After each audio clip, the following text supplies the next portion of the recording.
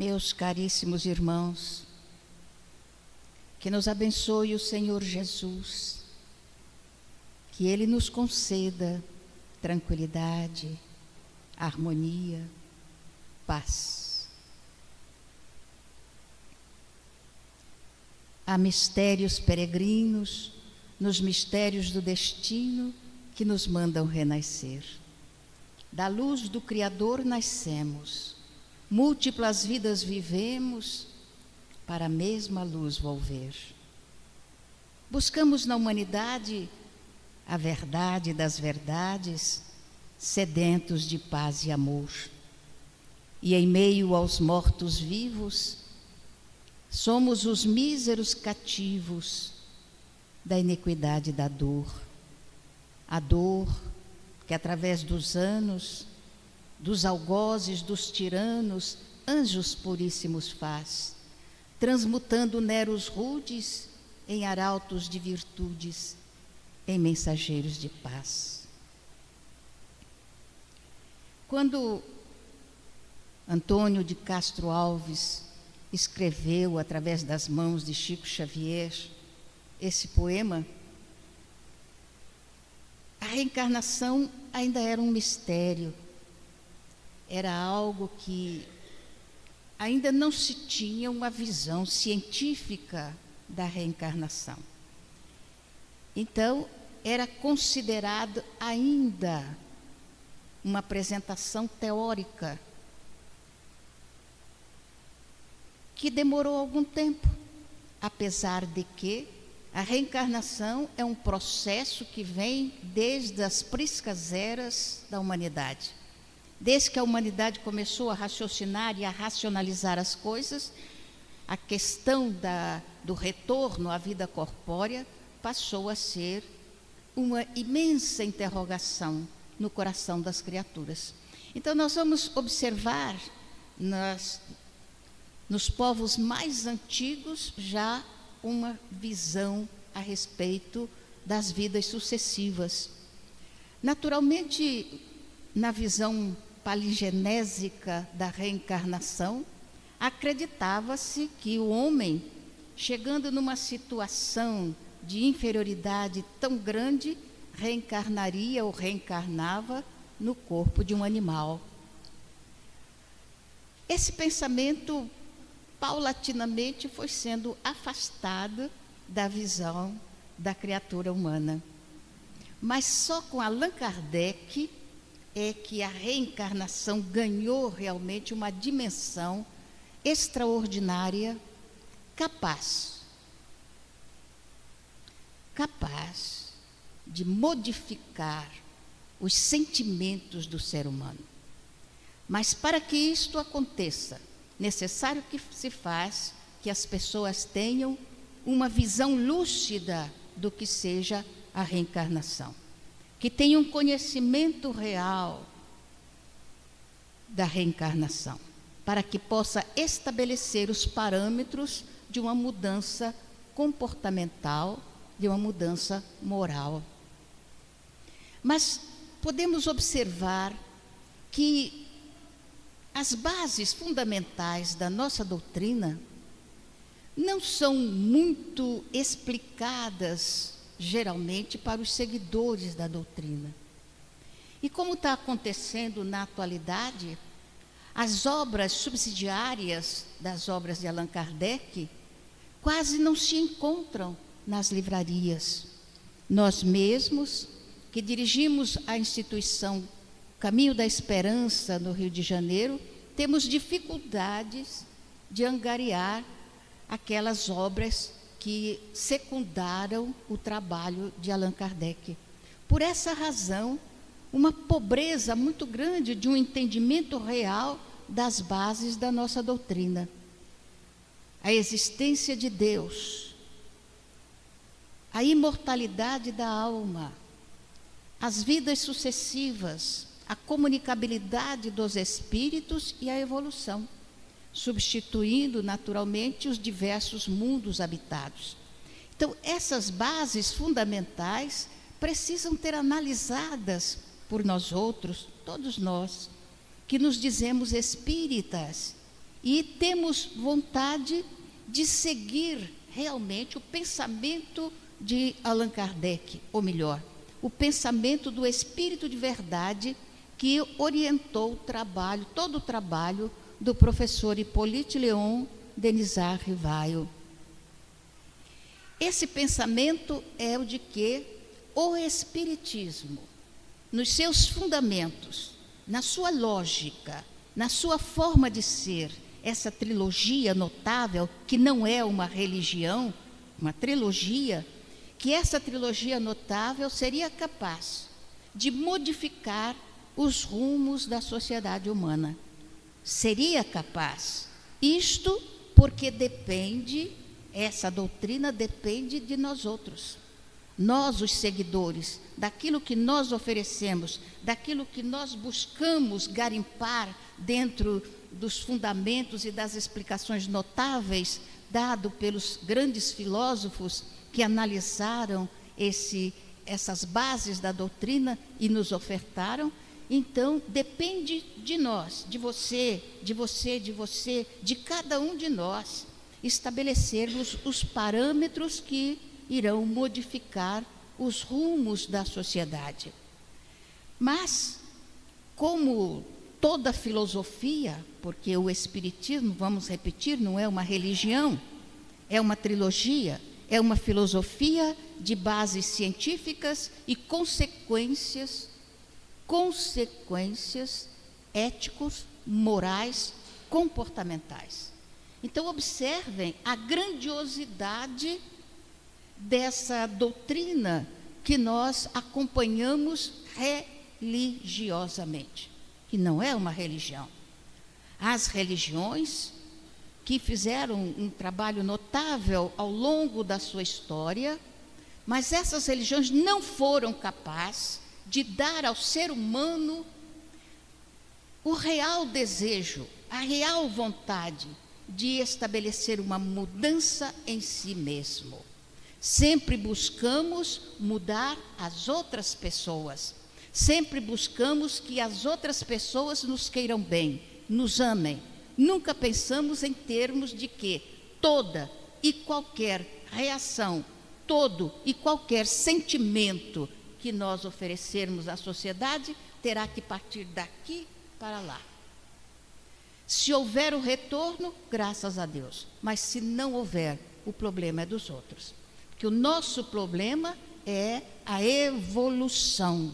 E como eu não posso fazer evoluir nem o meu marido, que já foi para o outro lado da vida, nem os filhos, nem os netos e nem ninguém, a única criatura que eu posso fazer evoluir sou eu.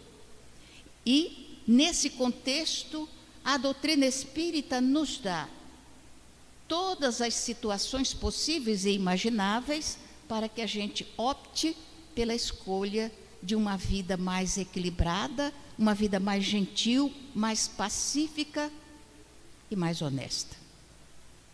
Então, nós vamos observar que o trabalho realizado pelo professor Hippolyte Léon Denisard Rivail foi dos mais notáveis, coerentes e de uma pureza doutrinária a toda a prova.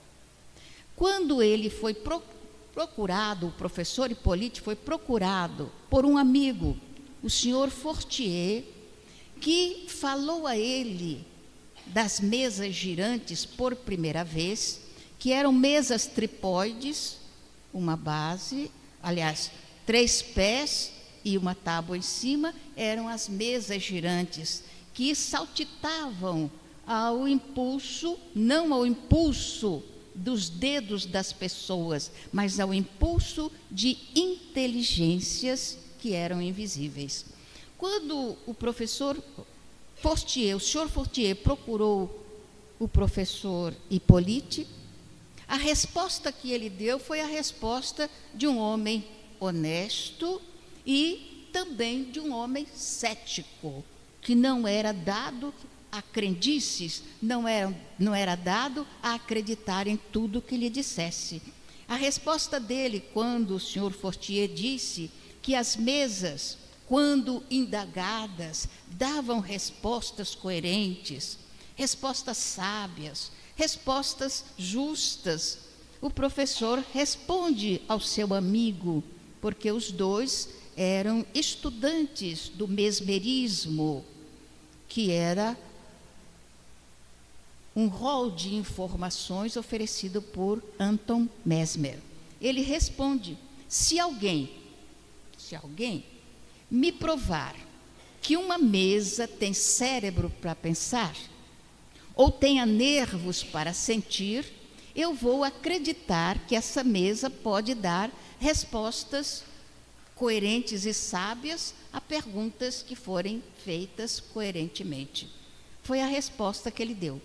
O senhor Fortier, então, se afastou do companheiro e buscou fazer um rol das indagações e um rol das respostas que recebera das mesas girantes. E então tudo isso foi levado às mãos do professor Hippolyte, que depois de catalogar, de analisar, de ver a objetividade das indagações, a pureza das respostas, a sabedoria daquelas respostas, ele tinha que conhecer a mesa, porque era uma mesa diferente de todas as outras. Deveria, quem sabe, ter um cérebro para pensar, porque só um cérebro pensante poderia dar a resposta às indagações que foram feitas. E foi por primeira vez na casa da senhora Plane-Maison que ele entrou em contato com o mundo espiritual. Às vezes eu fico pensando nessas coisas e sinto uma alegria dentro de mim, uma sensação de graças a Deus, de saber que eu não vou morrer nunca, que eu vou viver para sempre, e mais do que isso, que eu vou aprender, e que na próxima, eu espero, na próxima encarnação, eu estarei numa condição melhor do que a de agora. Haja vista o desejo que a gente tem de seguir ou conquistar as virtudes que os espíritos catalogam, demonstrando para nós outros que as virtudes não são palavras que a gente deva repetir.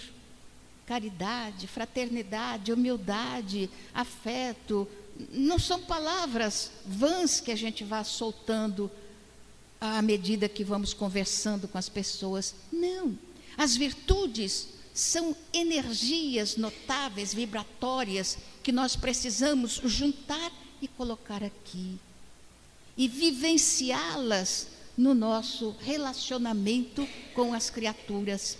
E isso, para que isto ocorra, para que isso se torne um motivo de ilações da nossa parte, é necessário que a gente tenha certeza da imortalidade da alma. Ter certeza não é acreditar. Eu acredito na imortalidade da alma. Eu tenho fé na imortalidade da alma. Isso não é o bastante. Você precisa ter certeza de que é um espírito imortal e que está aqui numa vilegiatura que vai terminar um dia e que você vai abandonar o veículo físico ao qual nós damos tanto valor na atualidade, quando estamos aqui. Haja vista a quantidade de criaturas que estão desencarnando porque fizeram lipoaspiração, porque botaram um botox aqui, porque fizeram um corte ali, intentando manter a harmonia de um corpo que é perecível, quando a verdadeira harmonia que devemos buscar é a harmonia da alma. É a beleza da alma que é conquistada através das virtudes que nós possamos colocar como enfeites. Imaginem colocar um brinco de caridade, colocar um colar de fraternidade, um anel de carinho, de afeto, de ternura. Quanta beleza podemos colocar, então, no espírito, se os enfeitarmos assim. Então, o professor Hippolyte pega aquele acervo de informações que ele vai recebendo das mesas tripóides e começa a estabelecer um molde de outras formas para tornar mais fácil aquele intercâmbio. Foi um esforço muito grande de parte do professor Hippolyte. E é tão interessante, às vezes a gente pensa, ele nasceu 2 vezes. Nasceu no dia 3 de outubro de 1804 e recebeu o nome de Hippolyte Léon Denisard Rivail. E nasceu novamente a 18 de abril de 1857, recebendo o nome de Allan Kardec, que ficou marcado para sempre esse nome em nossos corações, porque foi ele que abriu as portas para o entendimento. Mas para que esse entendimento ocorra realmente, é preciso buscarmos. Eu costumo fazer, não uma brincadeira, porque eu respeito muito a tribuna da Casa Espírita, mas é uma forma de minimizar a nossa conversa. Eu pergunto, você crê em espírito? Estou perguntando. Sim? Por quê? Outra pergunta. Por quê? Por quê? Porque nós somos... Tem certeza? Tem? Mas por quê? Digamos que eu não acredite. Como é que você me prova? Alguém me pode provar que o espírito é uma realidade? Brincadeirinha à parte, vejam bem, essa importância é para você. É para você a importância de ter certeza, porque é através da certeza que você vai ter a força necessária para dobrar a sua maneira de ser, de agir e de sentir. É com essa certeza que você vai se tornar melhor.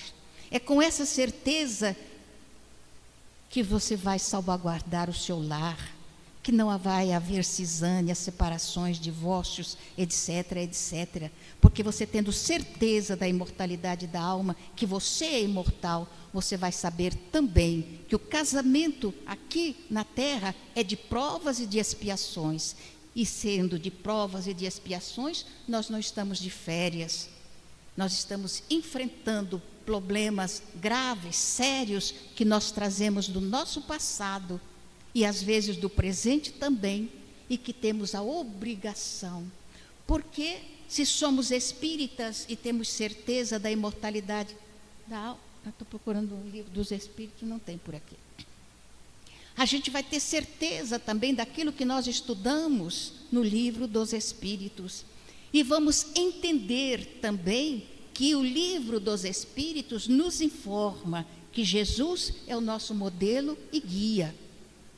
Nós repetimos isso aleatoriamente, Jesus, o nosso modelo e guia, mas a gente procura seguir o modelo? A gente procura seguir o guia?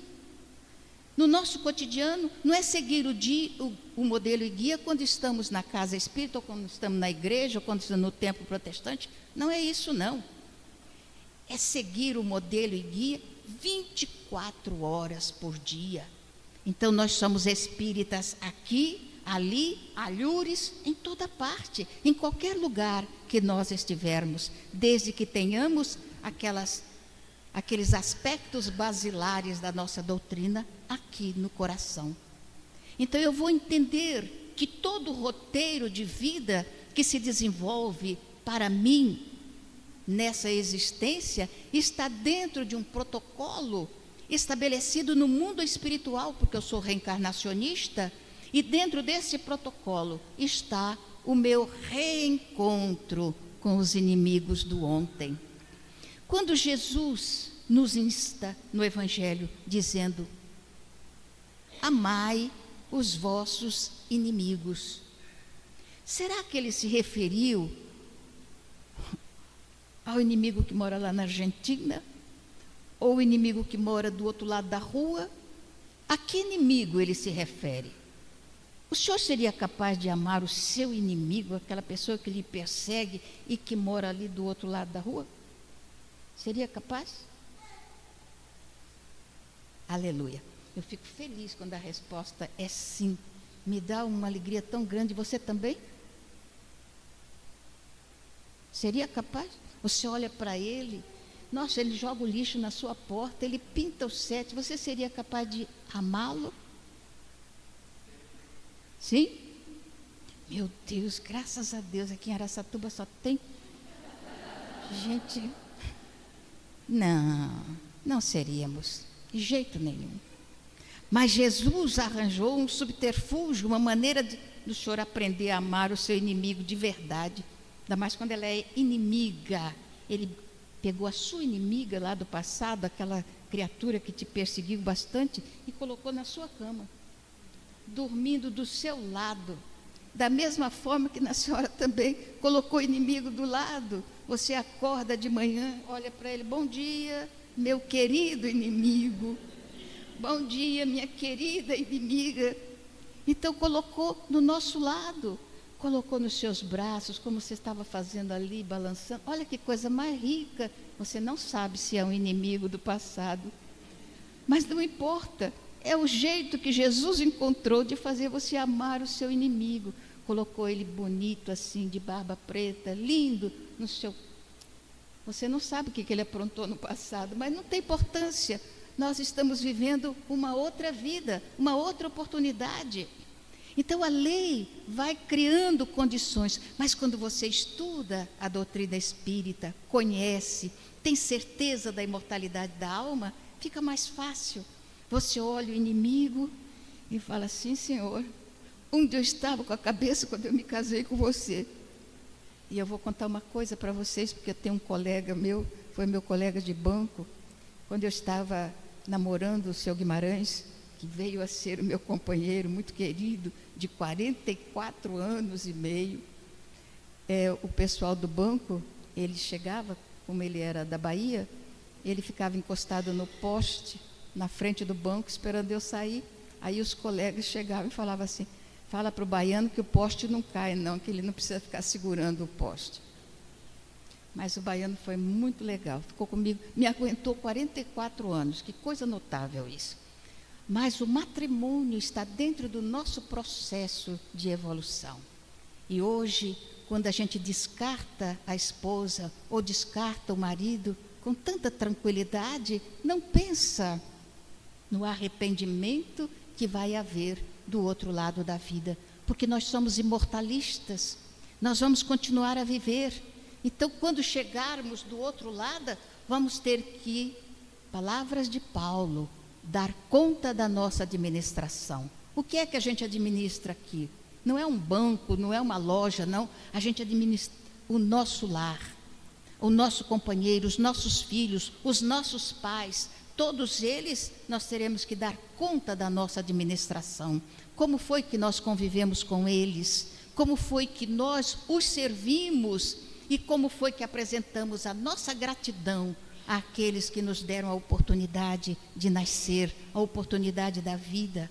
Depois, ao companheiro que nos deu a oportunidade dos filhos que nós colocamos no mundo, ou a companheira que colaborou conosco em trazer aquelas criaturas do nosso passado para que nós voltássemos a conviver com eles. É fácil, é simples isso? Não, não é.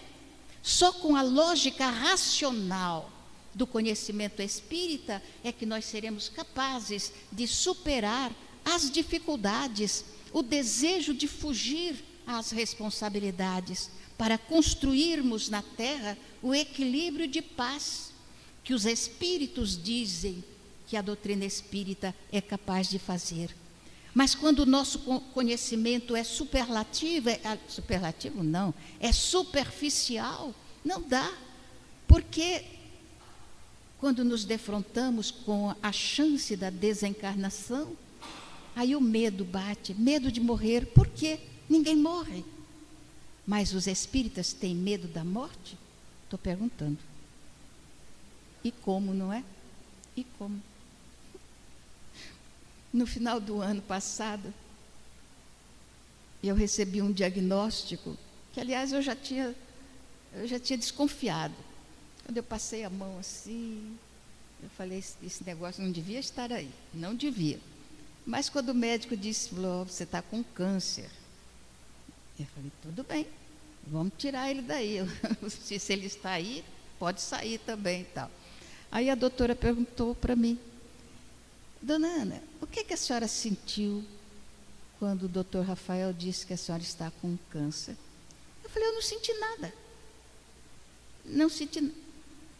Com sinceridade, com honestidade, não senti nada. Eu já tinha desconfiado, passei a mão assim, achei que a coisa não devia estar ali. Nada. Ela falou assim, por que não? Eu falei, porque eu não vou morrer nunca. E esse corpo já está tão cansado. Puxa vida, 83 anos é peso demais para a gente carregar, não é? Eu falei, já está no tempo de eu trocar ele por um mais novo, por um outro caprichado e sem câncer, se Deus quiser. Então, não senti nada, porque eu tenho certeza da imortalidade. Eu tenho certeza que eu vou continuar a viver, que eu vou me reencontrar com os amigos, companheiros queridos do passado e vou me encontrar também com aqueles que eu não consegui conquistar nesta vida e que perseveraram na situação de inimigos. Vamos reencontrar e então teremos a oportunidade de conversar, dialogar e de voltar novamente. Não, vamos voltar, meu filho. Já que você é meu inimigo, eu tenho certeza que o patrão lá vai colocar você na minha cama ali e eu vou ter que olhar para você e dizer, bom dia, meu amor. Pode ser a mordida, a mordaça, a mortadela, não importa, mas dizer amor vale a pena. Construir uma vida diferenciada. E a gente pode fazer isso com essa certeza que essa doutrina notável nos oferece. Eu estava há pouco tempo lá na casa da minha amiga, lendo Gabriel Delany, a reencarnação de Gabriel Delany. E eu disse, meu Deus, isso aqui é notável, todo espírita deveria ler, para ter certeza de que é imortal. E com essa certeza, construir a verdadeira beleza, que é a beleza espiritual. Porque a beleza externa, o tempo consome, o tempo joga fora. Mas a beleza da alma, essa permanece. E ontem eu ainda disse que, quando eu conheci o Chico Xavier, que me levaram a Uberaba, e eu contava 18 anos de idade, eu tinha uma vontade de conhecê-lo, nunca tinha visto nem retrato do Chico Xavier, mas tinha uma vontade de conhecê-lo. Quando eu vi, eu olhei para ele e falei, ai, como ele é lindo. Depois que eu vi que ele era muito feinho, o Chico Xavier era bem feinho, mas eu achei ele tão lindo, me encantei, me apaixonei no Chico Xavier, e sentei assim no chão, atrás dele, sentindo uma felicidade tão grande. Eu falei, meu Deus, eu posso desencarnar agora, porque eu estou tão feliz, que se eu desencarnar, eu vou para o nosso lar, tranquilamente, só de felicidade, porque eu estava ali, atrás do Chico Xavier. Aí ele botou a mão para trás, passou a mão na minha cabeça e disse assim, obsessor já tem bastante lá do outro lado, fique por aqui mesmo. Olha, aí eu chorei de tristeza. Ele, meu Deus do céu, eu não sabia que eu era um obsessor. Estou batalhando até hoje para deixar de ser, viu? Então não me olhem como obsessor, pelo amor de Deus. Mas essa doutrina abençoada que está aqui ao nosso alcance, deve ser analisada na casa espírita, deve ser estudada, pegar de volta as obras subsidiárias da nossa doutrina e estudar com os companheiros, para que eles tenham a certeza da imortalidade, para que percam o temor da morte, para que não acreditem que são donos de alguma coisa. Eu vou fazer uma pergunta para vocês, posso?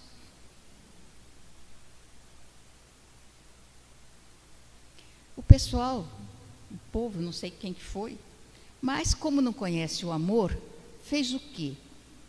Partiu o amor em uma porção de pedaços, não é? Uma porção de pedaços, né?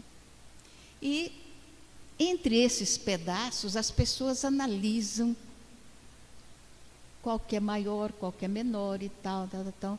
Então, desses amores todos, conhece? Amor maternal, paternal, filial, marital. Desses amores todos, qual é o mais perfeito?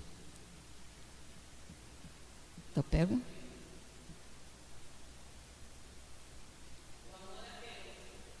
Se a gente colocar amor a Deus, não vai haver nunca, porque quem menos o povo ama aqui é Deus. Porque olha só, está escrito lá nas Escrituras: amar a Deus sobre todas as coisas, não tomar o seu santo nome em vão. E o que é que o povo mais faz? É tomar o nome de Deus em vão. Então ele não é amado, não. Vai ser, será um dia. Então, dentre esses outros, qual seria o ideal? Estou perguntando, ninguém sabe. Maternal? Sempre respondem isso.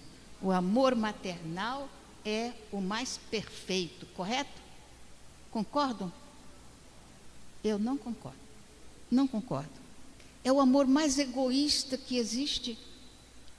É de um egoísmo tão grande, e a gente está acostumado a saber que o orgulho e o egoísmo são os maiores empecilhos à evolução do ser humano. Todos somos espíritas aqui, certo?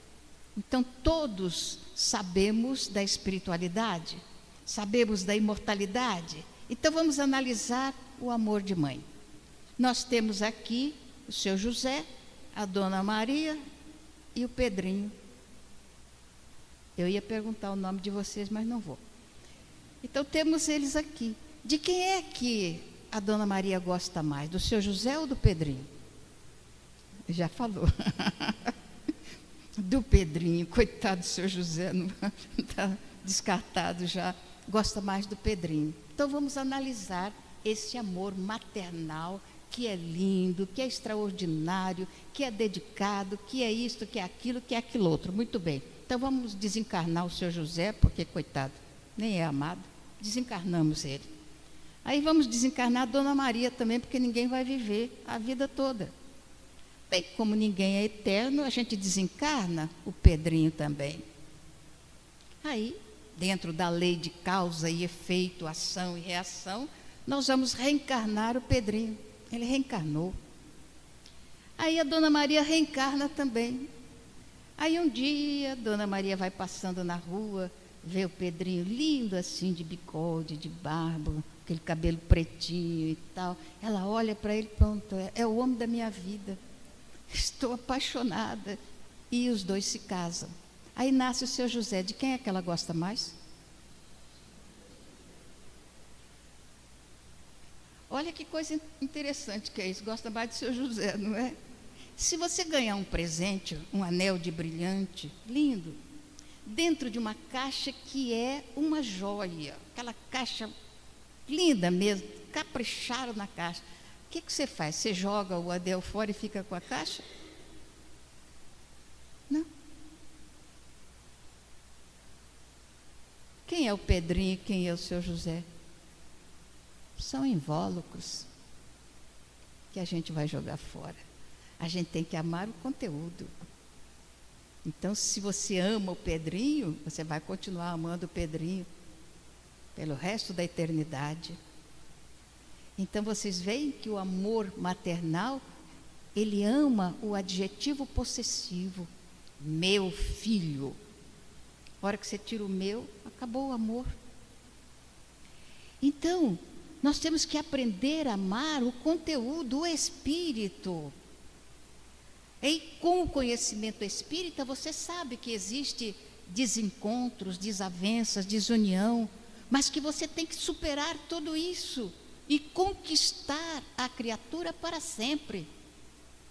Então não é só por uma vida, nós temos que amar para sempre, criar. Tem um livro lindo chamado Memórias do Padre Germano, onde a gente vê bem a continuidade desse amor através de várias existências, porque a gente vai aprender a não amar apenas o invólucro, mas a amar o conteúdo também, o espírito. E quando a gente aprende a amar o espírito, quando reencontramos, a gente reconhece. Esses grandes amigos que a gente tem, vocês devem ter alguma pessoa amiga. Esses amigos são familiares de ontem, são familiares que a gente aprendeu a gostar. E então, continuamos a ter a amizade. Então, o marido de hoje, por mais complicado que ele seja, tem que ser conquistado tem que ser amado. E se a gente já conseguiu conquistar uma vez, por que não consegue conquistar uma segunda vez? Para conquistar para sempre. Se a gente quiser ficar livre do marido ou da esposa, comece a amar de verdade, porque aí a gente descarta. Na outra encarnação, a gente vai arranjar outro inimigo e outra inimiga para se casar. Gente, eu não estou fazendo brincadeira com vocês. Eu ia falar, está tudo aqui no livro dos Espíritos. Está tudo no Pentateuco da terceira revelação. Está tudo lá. Basta que vocês comecem a compilar a obra máxima da nossa doutrina, que é o livro dos Espíritos, e vocês vão ver que tudo isso que eu estou dizendo aqui, de uma forma bem simples, está lá. E talvez de uma forma mais simples ainda, porque o livro dos Espíritos não é complexo. Ele é extraordinário. Então, a nossa casa espírita, o que é que precisa fazer? Estudar a doutrina espírita, ensinar para os companheiros que aqui militam, ensinar para as nossas crianças da evangelização, o verdadeiro conceito da nossa doutrina. Então, nós observamos que, normalmente, as pessoas enxergam a casa espírita como sendo um local de atendimento aos pobres. É claro, a casa espírita é um templo, uma igreja, um hospital, um sanatório, é tudo isso, mas é primacialmente a escola onde nós ensinamos os fundamentos da nossa doutrina para dar aos nossos acompanhantes, seguidores, segurança diante de qualquer circunstância, principalmente diante da desencarnação, que é o caminho para que todos nós estamos nos dirigindo. Aprender isso e aprender sempre que a amizade, que é o sentimento mais bonito que nós temos na face da terra, porque a gente não sabe ainda o que é amor. Nós não sabemos amar, não conhecemos amor. A gente diz casou por amor. Se fosse assim, não acabava nunca, porque o amor não acaba, nunca. Ele vive para a eternidade. Então, a amizade é o sentimento top de linha, o máximo sentimento que a gente consegue sentir. Então, é muito bom. Se você não consegue gostar do companheiro ou da companheira, aprenda a querer bem, tenha amizade e mantenha esse vínculo. Eu atendo pessoas na casa espírita e as coisas mais tristes que eu tenho ouvido é o desabafo de adolescentes, jovenzinhos. Uma menina de 14 anos que diz: o meu mundo é dividido.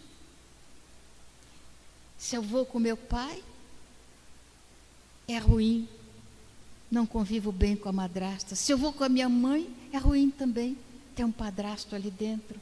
Por quê? Porque tanta gente tem o seu pai e a sua mãe e eu não pude ter o meu pai e a minha mãe junto. Por quê? Quem responde essa pergunta? Feita por uma criança. Quem responde? Não tem resposta para isso.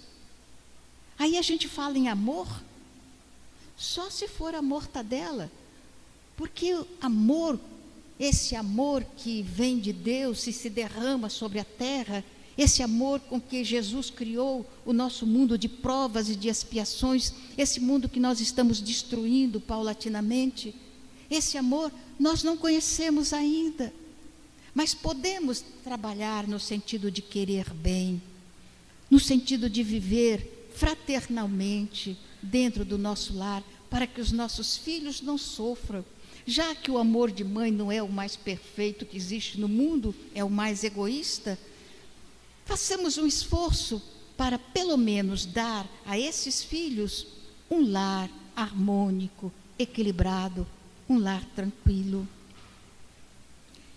Certa ocasião nós estávamos no Rio de Janeiro, pela madrugada, distribuindo sopa para os mendigos, os que dormem nas calçadas. Eu estava com um grupo de jovens e parávamos o carro, um panelão de sopa no porta-mala, a gente abria e distribuía os copos de sopa para os mendigos. Despertávamos aqueles que estavam adormecidos e oferecíamos. E certa ocasião, paramos diante de uma igreja e tinham 5 mendigos ali na calçada, nos degraus. 4 estavam dormindo, tinham adormecido, e um estava acordado, sentado, encostado na parede. Então eu estava colocando a sopa nos copos, e o rapaz que foi entregar, chegou e deu o copo de sopa para ele, e ele disse, não quero. O rapaz insistiu, tome, está frio, essa madrugada está fria, e a sopa está bem quente, toma a sopa. Ele disse, não, o que eu queria era dormir. E ele perguntou, o senhor não pode dormir? Não. Por quê? Ele tirou um trapo imundo que estava cobrindo a sua perna e mostrou uma ferida grande. E naquela ferida estava fervilhando de vermes. Ele falou, não consigo dormir. Essa perna dói demais. Ele olhou, aí ele foi correndo. Tia Ana, vem cá, vem ver uma coisa. E eu fui, cheguei, senti o cheiro logo. Aí ele falou assim, olha a perna desse homem. E ele disse, eu não consigo dormir. Eu falei, meu filho, você já foi no Souza Aguiar, que é um hospital público? Ele disse, já muitas vezes, eles olham para isso e mandam a gente embora. Eu falei, meu Deus do céu. E é proibido fazer curativo ali, a polícia não deixa. Muitas vezes eles vêm com a metralhadora nas costelas da gente, porque está abaixado, pé dos mendigos lá, não pode ficar. Então eu disse, meu filho, tem um médico que atende a todos os pedidos. A gente pede a ele e ele nunca diz não. Então nós vamos pedir a esse médico que assista você agora, para você ter um pouquinho de sossego. Ele se chama Bezerra de Menezes. E ele disse assim, eu já ouvi falar. E, pois é, esse médico nunca nega o seu socorro. Nós vamos agora pedir a ele, e eu tenho certeza que ele vem. E vamos pedir para que ele lhe dê uma tranquilidade, tire a sua dor, te dê um sossego para que você possa dormir. E então os meninos se aproximaram, a gente segurou nas mãos e começamos a orar. Não sei quanto tempo a prece durou, mas quando abrimos os olhos, ele estava com a cabeça pendida do lado, ressonando. E a ferida não fervilhava mais. Os bichos tinham todos morrido e ele estava dormindo. O rapaz que estava mais próximo ficou tão feliz que agarrou ele e sacudiu. Meu irmão, meu irmão. Ele assustou, abriu os olhos e falou assim, por que você me acordou? Já tem tanto tempo que eu não consigo dormir com essa perna, e agora eu dormi. Não, mas o senhor vai tomar a sopa primeiro. E eu também fiquei tão feliz de ver que, nossa, foi uma coisa. Os jovens, os meninos estavam todos chorando, e ele também começou as lágrimas correr, e eu fiquei tão feliz que eu dei um abraço no mendigo, abracei ele com força e soltei, e ele ficou parado me olhando, e eu fiquei com vergonha. Falei, meu Deus do céu, acho que eu fiz alguma coisa errada. E aí ele pegou e disse assim, há 20 anos atrás, dizendo, há 20 anos atrás, eu saí lá do Morro do Borel, da casa da minha mãe. Ela mandou que eu fosse embora. E eu saí e nunca mais voltei. E quando eu saí, eu pensei tanta coisa na minha vida e fiquei sozinho. Depois, 20 anos depois, eu voltei lá. Não sabia se ela morava lá, não sabia nada, que eu nunca mais tinha voltado. 20 anos. E eu entrei no barraco Era o mesmo barraco, as mesmas coisas que eu tinha deixado. E ela estava deitada no chão, em cima de palhas. Estava morrendo minha mãe. Eu me ajoelhei e disse: mãe, oh mãe, eu voltei, mãe. Ela abriu os olhos, olhou para mim e 2 lágrimas correram. Ela estendeu os braços trêmulos, cruzou a mão no meu pescoço e me deu um abraço. Me deu um abraço. Faz tanto tempo. Nunca mais ninguém me abraçou. A senhora podia me dar outro abraço de mãe? Foi tão bom. Me abrace outra vez, por favor. E eu o abracei de novo. E fiquei pensando, num mundo onde se fala tanto de amor, tanta gente abandonada, num mundo onde se fala tanto de coisas, tantas pessoas sem nada, num mundo onde há tanta discussão, tanta contenda por coisas inúteis e sem valor, os nossos irmãos estão abandonados. No mundo onde um diretor maior do país fala em dar comida aos pobres, e tantas crianças na rua assaltando, roubando, e a gente passa na rua e olha para eles, é tão comum estar ali jogado no chão, que a gente nem esquece, ou a gente sempre esquece, que eles também são filhos de Deus. E quando a gente lembra do nosso modelo e guia, e recorda a palavra de Pedro dizendo: Senhor, ensina-nos a orar. E ele então, respondendo ao discípulo, diz: Pai nosso. Nós repetimos isso tantas vezes: Pai nosso. E desfazemos o nosso lar, esquecendo que ele, que ela, que eles, que todos são nossos irmãos, que precisam ser amados. E brigamos e dividimos, e maltratamos, e vilipendiamos, esquecendo do momento em que nós vamos dizer Pai Nosso. E pode ser que o pai lá de cima olhe e fale assim: não, ainda não. Vai chegar o momento em que eu serei realmente o pai de todos, porque todos serão irmãos. Vai chegar esse dia.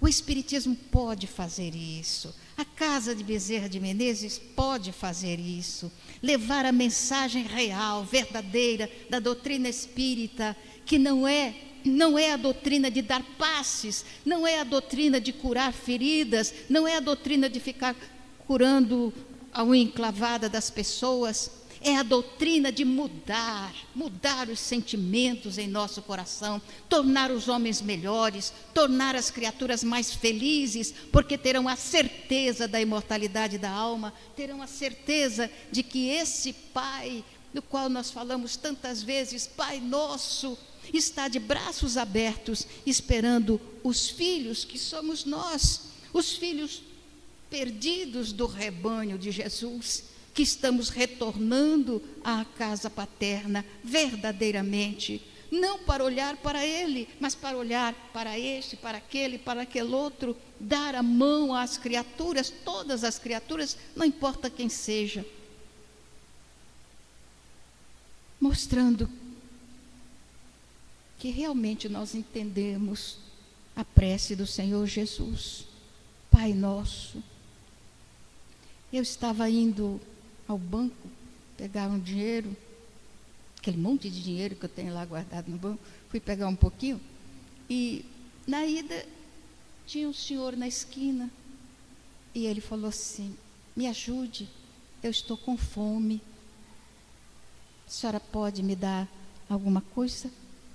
Eu disse: oh meu filho, agora eu não tenho nada, mas você me espere aqui, que eu vou lá no CADEG, e quando eu voltar, eu lhe dou alguma coisa. Ele sorriu, acho que pensou que eu estava enganando ele, e eu me fui. Mas não me esqueci. Peguei o dinheiro no banco, quando eu estava voltando, passei em frente de uma lanchonete e disse à moça, né, faz um sanduíche para mim, aqueles locais que ele abre o pão, e aí você vai escolhendo uns pouquinhos lá e faz um sanduíche. Aí ela perguntou, o que a senhora quer que ponha? Eu falei, bote o que você tiver de mais gostoso, bota no pão, porque eu vou dar para um senhor que está ali na esquina. Aí ela falou assim, então eu vou fazer o melhor e vou dividir com a senhora paga metade, eu pago outra metade. Eu falei, tudo bem, não há problema. E ela fez um sanduíche respeitável e eu paguei metade do sanduíche e fui embora. E ele estava lá na esquina. Aí eu falei assim, olha aqui, eu não trouxe o dinheiro, mas eu trouxe o sanduíche. Ele pegou o sanduíche e falou, muito obrigado, dona Ana Guimarães. Eu tinha certeza que a senhora ia voltar. Olha, gente, eu tomei um susto tão grande. Veja só, é a doutrina espírita. É a doutrina espírita que toca a nossa alma. Vamos amar essa doutrina, mas não é só amar, vamos aprender a confiar, a ter certeza de que eles, os Espíritos do Senhor, estão em torno de nós e nos sustentam e nos ajudam e nos dão a mão quando temos necessidade. Vamos caminhar com eles, vale a pena estudar o livro dos Espíritos, não apenas lendo a pergunta, que é Deus? A inteligência suprema, causa primária de todas as coisas. Não, vamos maturar isso, vamos entender esse mecanismo. E aí a pergunta 886, que eu acredito que seja a mais necessária para o nosso entendimento. Qual o verdadeiro sentido de caridade, consoante a entendia Jesus? E aí a gente vai ver que não é dar pão a quem tem fome, dar roupa a quem está nu. Não é isso, não. O verdadeiro sentido de caridade, consoante entendia Jesus, resposta 886, dada pelos luminares da espiritualidade. Alguém se lembra o que era a resposta?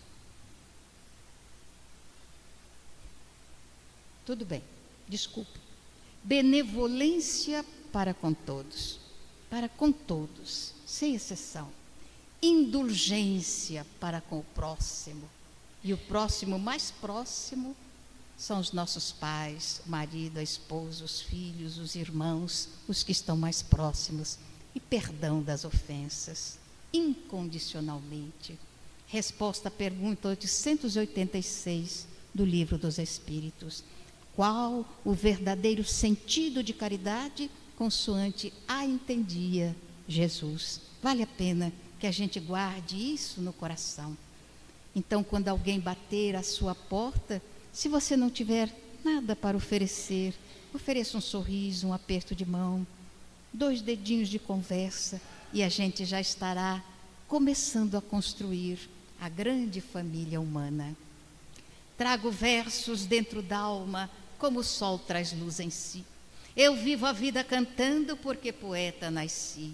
Ouço cachoeiras rolando das alturas dos meus sonhos, em dias claros, risonhos de luminosa beleza. Nesse plano eterizado, quando eu penso estar pensando, estou com a alma escutando a prece da natureza. Há no meu peito cascatas, vibrando ternas sonata no teclado das estrelas. E embora a grande distância, seja noite ou seja dia, com as lunetas da poesia, eu sempre consigo vê-las. Há no meu peito um garimpo de cristais e diamantes. E eu mesmo sou garimpeiro que só procura brilhante que tenha cor de alvorada. Pedra com jaça ou defeito, no garimpo do meu peito, não quero seja encontrada. Niágaras, Paulo Afonsos, Sete Quedas, Iguaçus, cataratando os meus sonhos a quedas d'águas a flus. Fontes líricas serenas, bandos de lindas falenas, dando 1000 cores ao dia, jardim suspenso nos ares e outras notas singulares, faz-me conhecer a poesia. Por tanta luz que vislumbro, pela aventura que tenho, por tantas vozes que escuto, sem que tais bênção mereça, eu não sei como agradeça a glória que Deus me deu. Sim, meu Pai, me sinto mudo, porque vós me deste tudo, o dom de viver na terra com os olhos fitos nos céus. Muito obrigada pela atenção.